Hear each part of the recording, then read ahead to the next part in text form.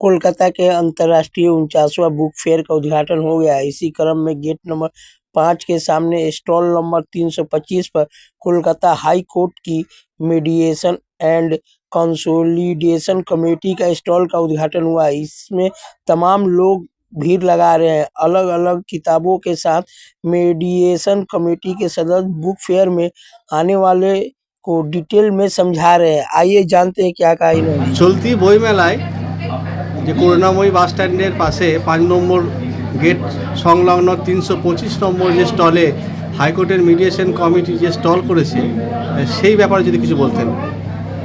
নমস্কার, আমি ডক্টর শুভাশিস মুহুরী। আমি মহামান্য কলকাতা হাইকোর্টের রেজিস্ট্রার ইন ইনসলভেন্সি।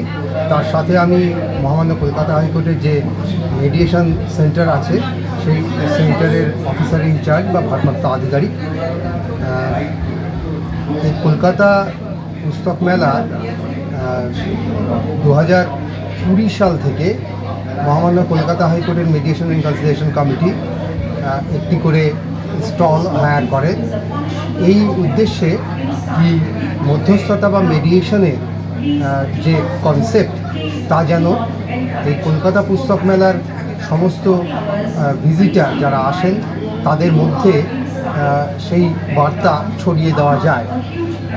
এটা মনে করা হচ্ছে যে কলকাতা পুস্তক মেলা এমন একটি মিলন ক্ষেত্র যেখানে পশ্চিমবঙ্গে তথা পশ্চিমবঙ্গের বাইরেরও বহু উৎসাহী মানুষ এবং বই পাঠকরা এই মেলাতে ভিড় জমান, যেটিকে মনে করা হয় যে বাংলার অন্যতম বড় উৎসব দুর্গাপুজোর পরেই হয়তো সবথেকে বেশি লোক সমাগম হয় এই কলকাতা পুস্তক মেলায়।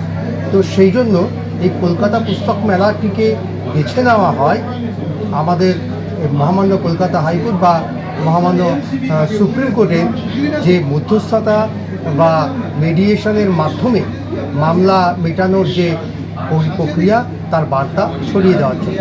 আপনারা সকলে জানেন যে সারা ভারতবর্ষে বেশ কয়েক কোটি 5 কোটির ওপরে মামলা আজকে পেন্ডিং পড়ে রয়েছে। এই মামলা মেটানোর জন্য বর্তমান সময়ে যে পরিমাণ কোর্ট এবং বিচারকের সংখ্যা রয়েছে তাতে এই মামলা মিটতে কম করে আরও 50 বছরের বেশি লেগে যাবে যদি আর কোনো মামলা আজ থেকে ফাইল না হয়।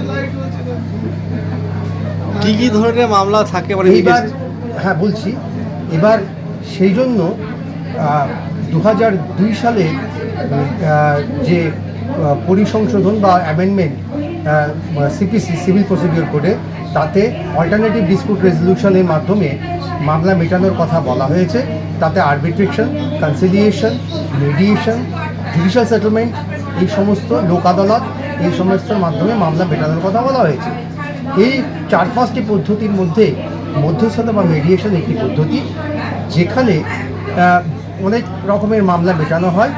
কী রকমের মামলা মেটানো যেতে পারে এই মধ্যস্থতার মাধ্যমে তা অ্যাকপন্স ইনফ্রা ভার্সেস চেরিয়ান রাইকি এই মামলায় 2010 সালে মহামান্য সুপ্রিম কোর্ট খুব পরিষ্কারভাবে বিশদভাবে বলে দিয়েছেন কোন ধরনের মামলা এই মধ্যস্থতার মাধ্যমে মেটানো যাবে বা কোন ধরনের মামলা মধ্যস্থতার জন্য উপযুক্ত নয়। তাতে মহামান্য সুপ্রিম কোর্ট বলেছে যে মোটামুটি সব ধরনেরই সিভিল মামলা শুধুমাত্র প্রবেট ম্যাটার বাদে এবং ক্রিমিনাল ম্যাটার যেগুলো ফৌজদারি মামলা যেগুলো কম্পাউন্ডেবল বা মীমাংসাযোগ্য সেইগুলো এই মধ্যস্থতার মাধ্যমে মেটানোর চেষ্টা করা যেতে পারে। এই মধ্যস্থতা এমন একটি পদ্ধতি যেখানে একজন নিরপেক্ষ মধ্যস্থতাকারী বা মেডিয়েটর দুই পক্ষকে একসাথে নিয়ে বসে তাদেরকে উৎসাহিত করেন এবং মোটিভেট করেন তাদের মাধ্যমেই সমাধান সূত্র খুঁজে বার করার জন্য। এটা এত ভালো একটি পদ্ধতি যেখানে মামলাকারীরা এবং যিনি ডিফেন্ডেন্ট থাকেন বাদী এবং বিবাদী এরা নিজেরা ব্যক্তিগতভাবে আলোচনার সাপেক্ষে নিজেদের শর্তে যদি আইনানুগ সমস্যার সমাধান করে নেন সেই সমস্যার সমাধানের যে ফর্মুলা বা এগ্রিমেন্ট তৈরি হয় তার উপরেই মহামান্য আদালত মামলা নিষ্পত্তি করে দিতে পারেন এবং একটি মধ্যস্থতার মাধ্যমে বিভিন্ন কোর্টে পড়ে থাকা বিভিন্ন মামলা একই জায়গা থেকে সমাধান করা সম্ভব। এর জন্য কোনো খরচ কি? এর জন্য খরচ যেগুলো কোর্ট রেফার মিডিয়েশন বা কোর্ট অ্যানেক্স মিডিয়েশন আমরা যেগুলোকে বলি, তার মানে কোর্টে পেন্ডিং মামলা যেগুলোকে পাঠানো হয় মিডিয়েশনের জন্য, তার জন্য কোনো রকম খরচ নেই। সমস্ত খরচই স্টেট গভর্নমেন্ট বা সেন্ট্রাল গভর্নমেন্ট বহন করে।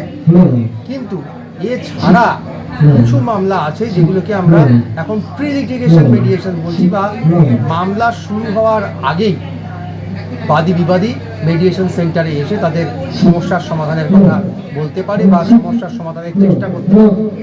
সেই মামলাগুলির ক্ষেত্রে সামান্য কিছু ফিজের পরিবর্তে মিডিয়েশন করা সম্ভব এবং সেইভাবে মিডিয়েশন হলে খুব কম সময় 60 থেকে 120 দিনের মধ্যে এই মামলাগুলোর মিডিয়েশনের সমাপ্তি হয় এবং তাহলে কোর্টে আসতেও হয় না প্রি লিটিগেশন মিডিয়েশনের মাধ্যমে যদি সমাধান করা যায়।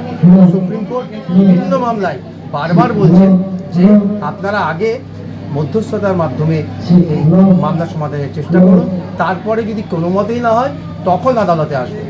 2020 থেকে 2026 অবধি মহামান্য কলকাতা হাইকোর্ট প্রায় 6 বছর ধরে এই কলকাতা পুস্তক মেলাকে বেছে নিচ্ছেন এই মধ্যস্থতার কনসেপ্ট সবার মধ্যে তুলে ধরার জন্য।